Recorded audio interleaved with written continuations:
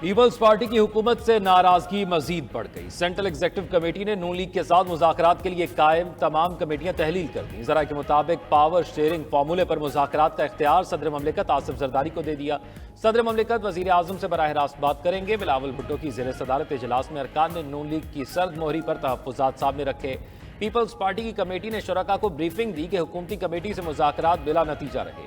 इनको वादे पूरे करने का वक्त भी दिया मगर कोई अमली इकदाम नहीं हुआ। नैब बुखारी ने इजलास का एलामिया पढ़ा। शुरका का मुतनाज़ा कैनाल पर तशवीश का इजहार। मुश्तरका मफादात कौंसिल का इजलास फौरी बुलाने का मुतालबा कर दिया। CEC को हुकूमत के मजदूर दुश्मन इकदाम पर भी तशवीश। PWD, utility store, PASSCO, GENCO, NFC और दीगर इदारों में मजदूर दुश्मन इकदाम नाकाबिल कबूल है। विफाक की जानिब से ज़राई टैक्स लगाने पर तहफ़्फ़ुज़ात का इजहार। शुरका ने ज़राअत पर आए टैक्स 45% से कम करके 20% करने की तजवीज़ दी। पीपल्स पार्टी ने इस्लामाबाद और रावलपिंडी में फौरी बल्दियाती इंतखाबात कराने का मुतालबा भी किया।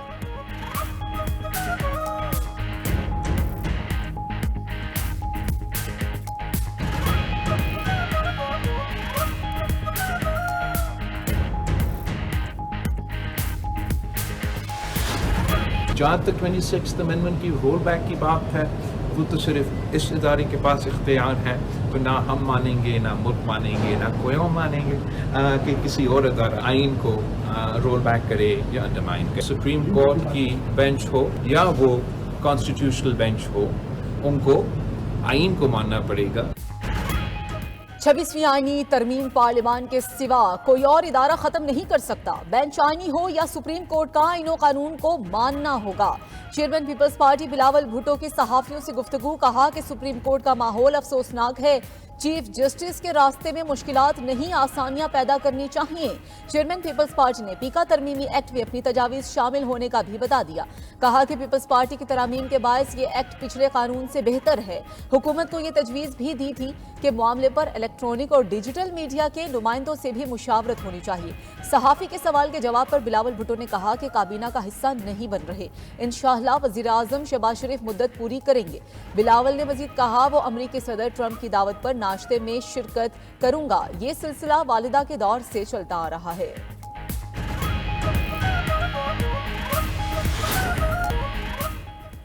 PTI के जुनैद अकबर बिला मुकाबला चेयरमैन पब्लिक अकाउंट्स कमेटी मुंतखब। तारिक फजल चौधरी, उमर अयूब और शिबली फराज ने जुनैद अकबर का नाम तजवीज़ किया। अरकान कौमी असम्बली रियाज फतेहाना, आमिर डोगर और दीगर की भी जुनैद अकबर के नाम की तायद। जुनैद अकबर का मुतफ़िक़ा तौर पर चेयरमैन PAC मुंतखब करने पर मेंबरान का शुक्रिया। कहा तमाम मेंबरान को साथ लेकर चलूंगा। कमेटी मेंबरान की जुनैद अकबर को कमेटी चलाने के लिए हर मुमकिन ताउन की यकीन दहानी। इससे कबल शेख वक्कास अकरम ने चेयरमैन PAC के लिए अपनी नामजदगी वापस ले ली थी।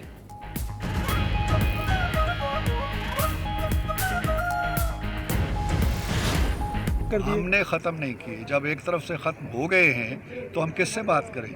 हम उस कमरे में बैठ के दीवारों से बात करें। एक एक फाटक खुलता है जेल का और कोई साहब निकलते हैं और अचानक एक ऐलान कर देते हैं। ना मुज़ाकराती कमेटी को पता होता है, उनकी कमेटी को पता नहीं होता। मुज़ाकरात के खेल से या मुज़ाकरात के जो आदाब हैं, जो करीने हैं, जो सलीके हैं, जो सब्र और तहम्मुल की ज़रूरत होती है, वो कभी उनके निसाब का हिस्सा नहीं है। ये खेल थोड़ा ही है बच्चों का। हुकूमत की दावत, PTI का साफ इनकार। आगे क्या होगा? सबको 28 जनवरी का है इंतजार। स्पीकर कौमी असम्बली ने मुज़ाकराती कमेटियों का चौथा इजलास 28 जनवरी को बुला लिया। हुकूमती मुज़ाकराती कमेटी के तर्जमान इरफान सदीकी का PTI को मुज़ाकरात में बैठने का मशवरा। कहा यह बच्चों का खेल नहीं कि जेल का फाटक खुलता है और कोई साहब अचानक ऐलान कर देते हैं अगर मगर से निकलें, आए, बैठें और हमें सुने। चेयरमैन PTI बैरिस्टर गौहर के मुज़ाकरात में बैठने की मशरूत रजामंदी। 28 जनवरी से कबल कमीशन बनाने की शर्त रख दी। दो टोक ऐलान किया, जुडिशल कमीशन बनने तक किसी मुज़ाकराती अमल का हिस्सा नहीं होंगे। प्रोसेस आइन के मुताबिक होगा। हम वो नहीं करेंगे जो PTI ने किया था। ओपन ट्रांसपेरेंट प्रोसेस होगा। हमारे अलाइज के जो नुमाइंदे हैं वो भी उसमें बैठेंगे, जो कमेटी बनती है, और इंशाअल्लाह अज़ीज़ ओपन प्रोसेस के जरिए 26वीं आईनी तरमीम के तहत मौजूदा चीफ इलेक्शन कमिश्नर काम जारी रखेंगे। वफाकी वज़ीर कानून आज़म नज़ीर तारड़ ने वाज़े कर दिया। कहा चीफ इलेक्शन कमिश्नर का तकर्रुर आइन के मुताबिक होगा। अपने दौर में PTI ने ये तैनातियाँ 1.5 साल तक रोक रखी थी। आइन इजाज़त देता है जब तक नई तैनातियाँ नहीं होती मौजूदा कमिश्नर ही काम जारी रख सकते हैं।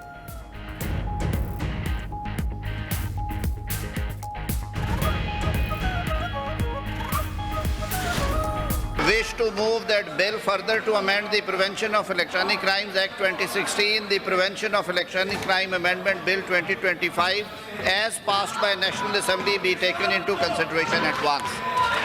बिल मुतल्लिका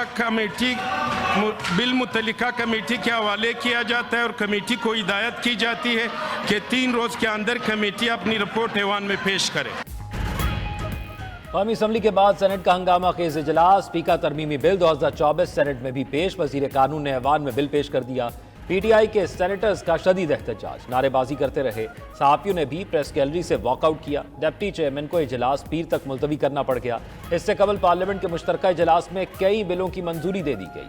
पीटीआई की जानिब से एहतजाज एजेंडे की कॉपियां फाड़ दी। पीका एक्ट नामंजूर के नारे लगाए। इजलास 18 मिनट चलने के बाद 12 फरवरी तक मुलतवी कर दिया गया। बिलावल भुट्टो भी इजलास मुलतवी होने के बाद ऐवान में पहुंचे। इजलास मुलतवी होने के बाद पीटीआई अरकान और सहाफियों ने पार्लियामेंट के बाहर भी एहतजाज किया।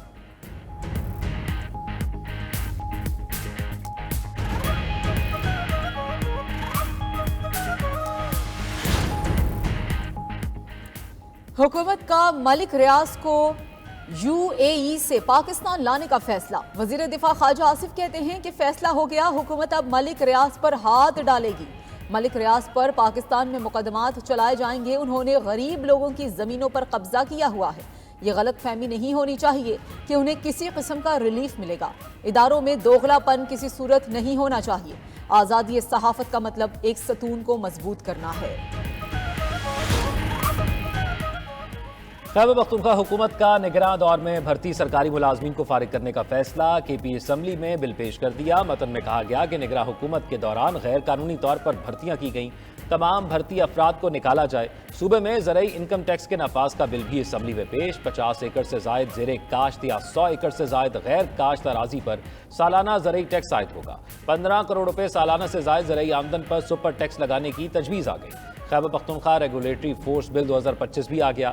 नई फोर्स के अलग पुलिस स्टेशन और अलहदा वर्दी होगी। माहौलियाती तहफ़्फ़ुज़ और कीमतों पर कंट्रोल समेत 19 कवानीन की खिलाफ वर्जियों पर नजर रखेगी। केपी असम्बली अरकान ने कौमी असम्बली से पास पीका तरमीमी एक्ट के खिलाफ मजम्मती करारदाद मंजूर कर ली। केपी काबीना की भी अहम फैसले। सेहत कार्ड स्कीम में लाइफ इंश्योरेंस स्कीम भी शामिल कर दी। 60 साल तक उम्र के खानदान सरबराह की फौतगी पर वर्षा को 10 लाख रुपए दिए जाए। कल से 70 गाड़ियों पर मुश्तमिल सामान का एक और काफिला पारा चनार पहुंच गया। काफिले में घी, आटा, चीनी, फल, सब्जियां और अद्वियात पहुंचाई गई। सामान की तरसील बेहतर होने पर अशिया की कीमतें भी कम हो गई। टमाटर 150 रुपए और प्याज 200 रुपए किलो मिलने लगा। डीजल, पेट्रोल और गैस की किल्लत बरकरार। शहर में होटल, रेस्टोरेंट्स, नान शॉप्स और पेट्रोल पंप्स 1.5 माह से बंद। दूसरी जानिब मुख्तलिफ वाकयात में नुकसान उठाने वाले खानदानों में मुआवजे की तकसीम कल से शुरू होगी। पीका एक्ट पर पीपल्स पार्टी को एतमाद में नहीं लिया गया। इत्तेहादी हुकूमत में होने के बावजूद मुशावरत नहीं की जाती।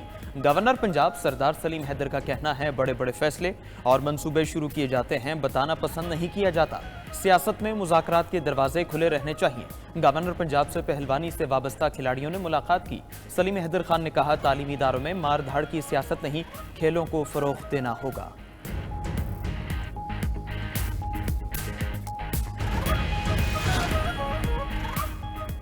केपी असम्बली में सेनेट इंतखाबात कराने से मुतल्लिक फैसला 60 रोज में कर दें। पेशावर हाई कोर्ट का इलेक्शन कमीशन को हुक्म। अदालत ने तहरीरी फैसले में मामला इलेक्शन कमीशन को भेजते हुए दरखास्त निपटा दी।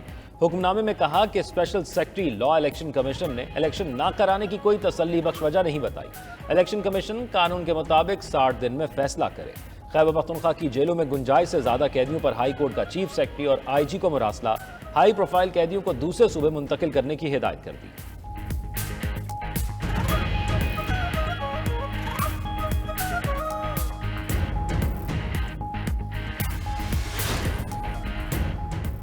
तुर्किया के सदर रजब तय्यब एर्दोगान 12 से 13 फरवरी तक पाकिस्तान का दौरा करेंगे। ज़राए के मुताबिक सदर रजब तय्यब एर्दोगान के साथ आला सतह वफ्द भी पाकिस्तान आएगा। पाकिस्तान और तुर्किया के दरमियान हाई लेवल स्ट्रेटेजिक काउंसिल का इजलास होगा। वज़ीर आज़म शहबाज शरीफ और तुर्क सदर मुश्तरका सदारत करेंगे।